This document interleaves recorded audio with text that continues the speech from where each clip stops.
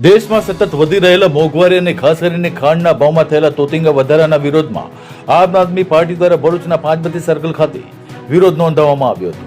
આપના સ્થાનિક આગેવાનો અને કાર્યકરો બેનર પ્લે કાર્ડ સાથે રસ્તા પર ઉતર્યા હતા અને ભાજપ સરકાર વિરુદ્ધ સૂત્રોચ્ચાર કરી વધતી મોંઘવારી સામે આક્રોશ વ્યક્ત કર્યો હતો। વિરોધ દરમિયાન આપના આગેવાનોએ સ્વર્ગીય અટલ બિહારી વાજપેયીના સંસદમાં કરેલા નિવેદનનો ઉલ્લેખ કરી કેન્દ્ર સરકાર પર નિશાન સાધ્યું હતું।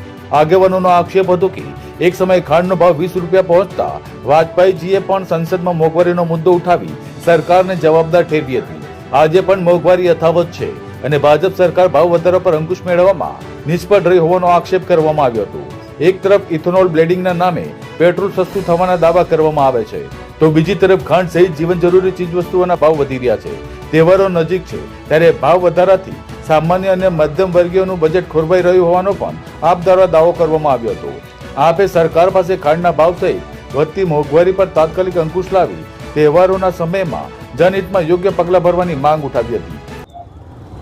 એક સમયે જ્યારે ખાંડનો ભાવ 20 રૂપિયા થયો હતો ત્યારે અટલ બિહારી વાજપેયી સાહેબે સંસદમાં મુદ્દો ઉઠાવ્યો હતો કે ખાંડનો ભાવ આટલો વધ્યો છે, ગૃહિણીઓને તકલીફ પડી રહી છે।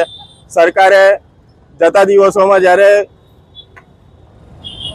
કાયદાકીય રસ્તા લેવાના હતા, એના રસ્તા કાઢવાના હતા કે ખાંડનો ભાવ આટલો વધે નહીં અને માણસોને તકલીફ પડે નહીં, તે સમયે સરકારે રસ્તા લીધા નહીં, કાયદાકીય પગલાં લીધા નહીં।